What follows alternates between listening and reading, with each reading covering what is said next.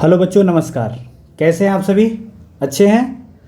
तो आज हम लोग क्लास 10th के चैप्टर 9 को देखेंगे, जो कि चैप्टर का नाम होगा सम एप्लीकेशन ऑफ ट्रिग्नोमेट्री। इससे पहले आप ट्रिग्नोमेट्री कर चुके होंगे, मुझे आशा है। तो आज एप्लीकेशन को हम लोग देखेंगे और कुछ हम लोग ट्रिग्नोमेट्री के फार्मूला को भी रिवाइज करेंगे। तो इस चैप्टर में हम लोग क्या करने वाले हैं, एक ब्रीफ इंट्रोडक्शन दे देता हूँ, उसके बाद हम लोग क्वेश्चन की तरफ आगे बढ़ेंगे। इसमें अगर कोई एक कुतुब मीनार का फिगर दिख रहा होगा आपको, अगर कुतुब मीनार का हाइट निकालना हो तो मेज़रमेंट करना बड़ा मुश्किल हो जाएगा। तो उसके लिए क्या करते हैं, हम लोग एक एंगल ऑफ एलिवेशन लेते हैं, उसके हेल्प से हम लोग कुतुब मीनार की हाइट को हम लोग निकाल सकते हैं। तो अगर देख रहे होइएगा तो एक आदमी है यहाँ खड़ा, जो ए पॉइंट पे उसका सर है और ये नीचे वाला पॉइंट ईडी है और ए बी लाइन है, करेक्ट। ए बी लाइन से कोई वो ऊपर की तरफ देख रहा है कुतुब मीनार को, तो वो पॉइंट है ए और सी, ठीक है। और बी से सी जो है आपका क्या है, कुतुब मीनार का हाइट है, मीनार की हाइट है। तो यहाँ जो एंगल बनेगा, ये वाला जो एंगल बनेगा, इसको एंगल ऑफ एलिवेशन बोला जाएगा। एंगल ऑफ एलिवेशन का मतलब क्या है, आप कहीं नीचे से खड़ा होके किसी बिल्डिंग को ऊपर देख रहे हैं और ये जो स्ट्रेट लाइन बनेगा, ये लाइन ऑफ साइट बन जाएगा, लाइन ऑफ साइट बन जाएगा। तो अगर इसमें अगर देखा जाए तो इसमें भी आपको हाइपोटेनस जानना पड़ेगा, परपेंडिकुलर जानना पड़ेगा और बेस जानना पड़ेगा। अगर ये आप जान गए तो क्वेश्चन आपको करना आसान हो जाएगा। तो एंगल के ठीक सामने जो होगा वो परपेंडिकुलर होगा, ओके, और एंगल से जो सटा हुआ होगा वो बेस होगा, और 90 डिग्री के सामने जो होगा वो हाइपोटेनस होगा। यानी कि लाइन ऑफ साइट जो है वो क्या है, आपका हाइट है, ओके। तो ऐसे ही आप पहले जान जाइएगा कि परपेंडिकुलर कौन है। एंगल पहले जानना, एंगल आप पहले फिक्स कर लेंगे, वहाँ से परपेंडिकुलर निकाल लेंगे, हाइट निकाल लेंगे और बेस निकाल लेंगे, तो आपका क्वेश्चन आसान हो जाएगा। इस एक्सरसाइज में सिर्फ यही समझने वाली बात है कि आप फिगर कैसे ड्रॉ करते हैं और आप कैसे एंगल को पहचान करके और कौन से ट्रिग्नोमेट्री फार्मूला को अप्लाई करेंगे। अगर इतनी सारी जानकारी आप ले लेते हैं तो आपके लिए ये चैप्टर बहुत ही आसान हो जाएगा। चलिए थोड़ी जानकारी और ले लेते हैं। अब दूसरा देखा जाए तो एंगल ऑफ एलिवेशन देखा जाए, पहले फिगर में अगर ध्यान से देखिएगा तो यहाँ पे कोई लड़की खड़ी है, ठीक है, और ये कहीं ऊपर देख रही है, पतंगों को देख रही है।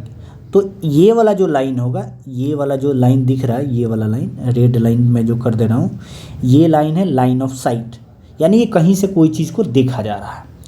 और ये जो बेस नीचे से हॉरिजॉन्टल लाइन ड्रॉ किए करेंगे, हॉरिजॉन्टल लेवल जो ड्रॉ करेंगे, और लाइन ऑफ साइट के बीच में जो एंगल बनेगा उसी को एंगल ऑफ एलिवेशन बोलेंगे। एंगल ऑफ एलिवेशन यानी कि हॉरिजॉन्टल लाइन से कितना एंगल पे आपका लाइन ऑफ साइट है, ओके। यानी कि जब आप नीचे से ऊपर देखेंगे तो आपका एंगल ऑफ एलिवेशन आएगा, यानी कि जहाँ कभी भी आपको एंगल ऑफ एलिवेशन आ रहा है, यानी कि आप नीचे से कोई ऊपर की वस्तु को देख रहे हैं। चलिए दूसरे टॉपिक क्या है, जब आप किसी बिल्डिंग मीनार पे चढ़ के या छत पे चढ़ के कहीं से आप नीचे ऑब्जेक्ट को देख रहे हैं, तो ये एक लड़की है जो कि नीचे देख रही है, तो ये angle of line of site हो जाएगा।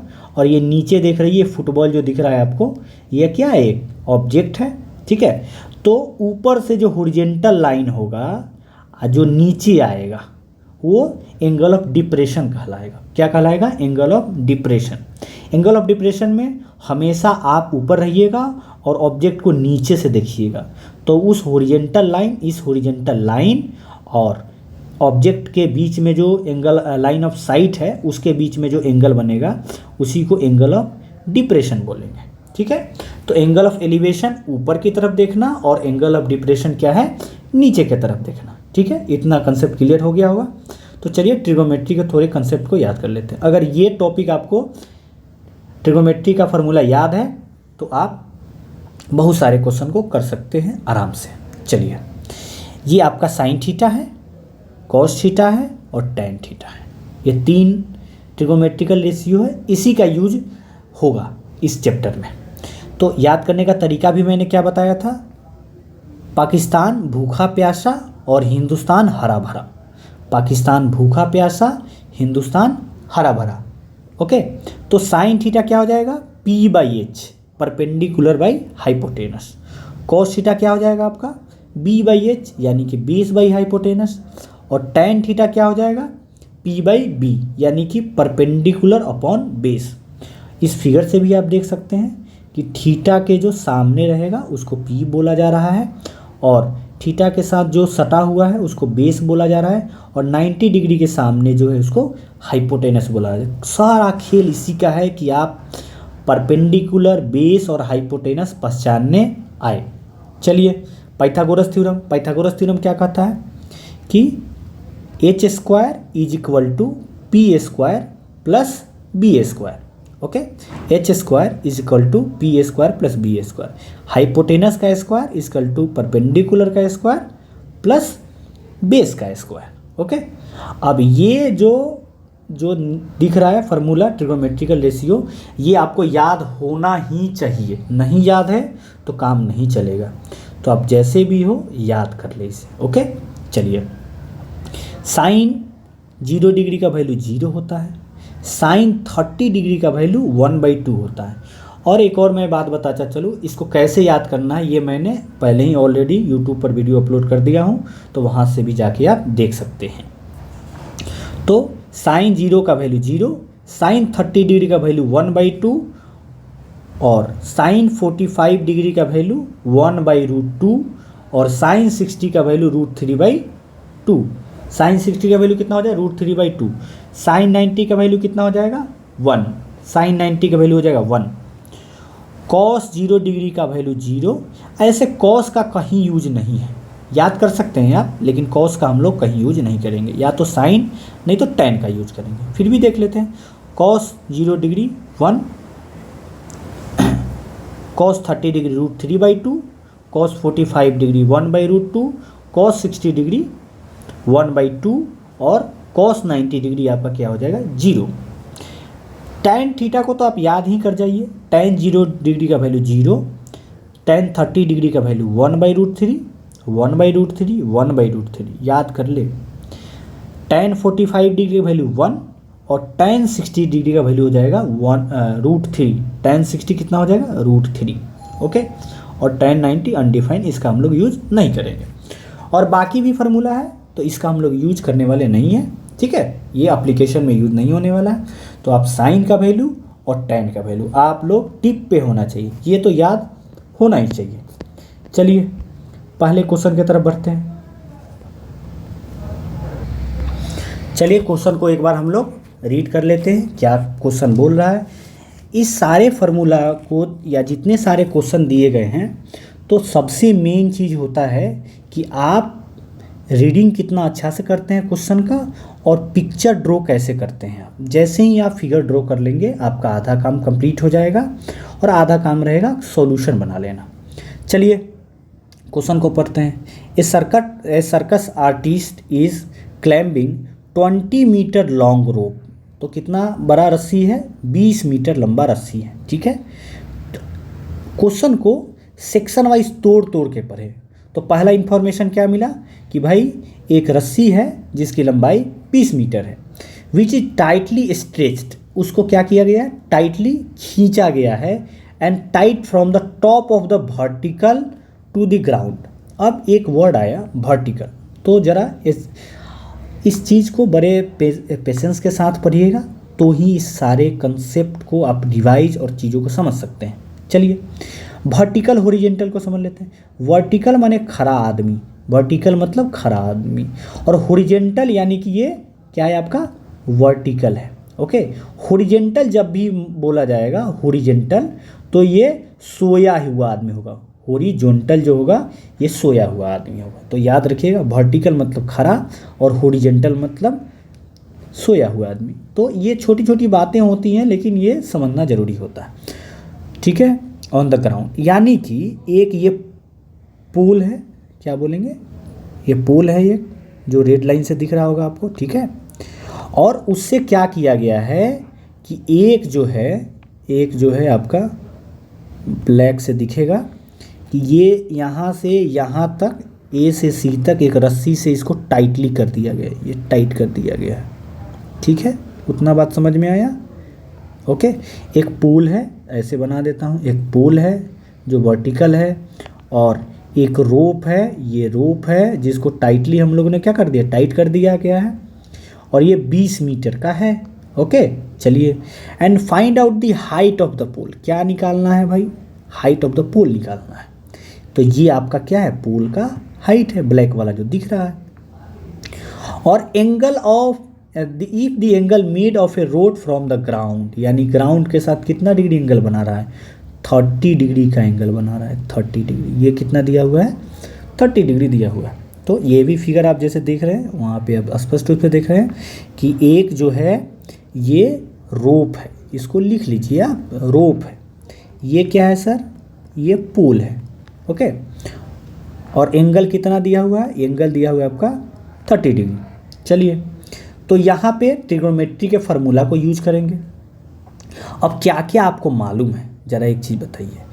अब आपको एक चीज़ बताइए, इसके सामने जो होगा, देखिए यहीं से मेन कंसेप्ट चालू हो जाता है। ठीक है, तो इसको बड़े ध्यान से देखिएगा आप लोग। ये थीटा के सामने जो होगा वो परपेंडिकुलर होगा, पी होगा, और ये 90 डिग्री के सामने जो होगा ये क्या होगा, हाइपोटेनस होगा। ठीक है, तो इसमें क्या लग जाएगा, ज़रा ये चीज़ बना देख लीजिए। तो ट्रायंगल क्या ले लिए हैं, ए बी सी में। अब जान लीजिए ए बी क्या है आपका, ए बी आपका पोल का लेंथ है, पोल ऑफ लेंथ है, पोल का लेंथ है, लेंथ ऑफ पोल क्या बोलेंगे, या हाइट ऑफ पोल बोल लो, क्या बोल दो, हाइट ऑफ पोल बोल दीजिए। ठीक है, ए सी क्या है आपका, ए सी आपका रोप की लंबाई है। ठीक है, लेंथ ऑफ रोप है, क्या है, लेंथ ऑफ रोप है। ओके, तो यहाँ पे क्या फार्मूला लग सकता है, यानी कि सर एच और पी में कोई रिलेशन बताइए। देखिए बाबू, मैं बड़े आराम से बता रहा हूँ तो आप घबराएंगे नहीं। एच और पी में कोई रिलेशन बताइए। तो एच और पी में अगर रिलेशन खोजिएगा यहाँ से, तो एच और पी में या पी और एच में, तो ये क्या है, साइन थीटा का कंसेप्ट लग रहा है। ओके, एक थोड़ा मैं बड़े आराम से बता रहा हूँ, उसके बाद में मैं क्या करूँगा कि आपको फटाफट बताता चलूँगा। ठीक है, चलिए, तो अब क्या हो जाएगा, यहाँ पे साइन थीटा का कंसेप्ट लग जाएगा, यानी कि क्या लिख सकते हैं आप, साइन 30 डिग्री, यानी क्या हो जाएगा, साइन 30 यानी कि क्या है आपका, पी बाई एच होता है। और पी क्या है आपका, पी आपका ए बी लाइन है। ओके, और हाइपोटेनस क्या है, हाइपोटेनस ए सी लाइन है। और साइन थीटा का वैल्यू, साइन 30 को साइन 30 ही अभी रहने दीजिए। ठीक है, चलिए, साइन 30 डिग्री का वैल्यू कितना होता है आपको याद हो, इसको तो आप रट जाइए भाई साहब। यहाँ पे कितना दिख रहा है, 1/2। चलिए, क्या लिख सकते हैं, 1/2। और ए बी कितना है आपका, A B A B A B A B A B A B आपको नहीं मालूम है सर, ए बी नहीं मालूम, वही तो निकालना है। ठीक है, और ए सी कितना है, रोप का लेंथ कितना है, तो 20। तो क्रॉस मल्टीप्लाई कर दीजिए, तो 2AB इज इक्वल टू 20। तो ए बी कितना हो जाएगा, ए बी इजकल टू 20/2, तो कितना हो जाएगा, 10। यानी कि ए बी क्या आया आपका, ए बी आपका आ गया 10 मीटर।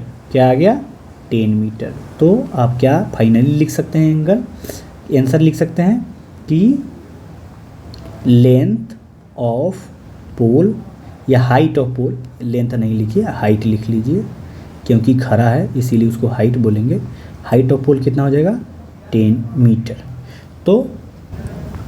तो आपका क्या आ गया, हाइट ऑफ पोल आ गया 10 मीटर का। तो ये रहा आपका आंसर। अब जो है सेकंड क्वेश्चन जो है नेक्स्ट वीडियो में बताया जाएगा, तो आप इसको एक बार रिवाइज कर लेंगे। और आपको एक होमवर्क दे दिया जाता हूँ, एग्जाम्पल नंबर 1 एनसीईआरटी का जो एग्जाम्पल नंबर 1 है आप उसको बना लीजिएगा। जो लोग भी इस चैनल पे नए हैं प्लीज़ आप इस चैनल को सब्सक्राइब कर दें और अपने दोस्तों के बीच में इस वीडियो को शेयर करें। धन्यवाद।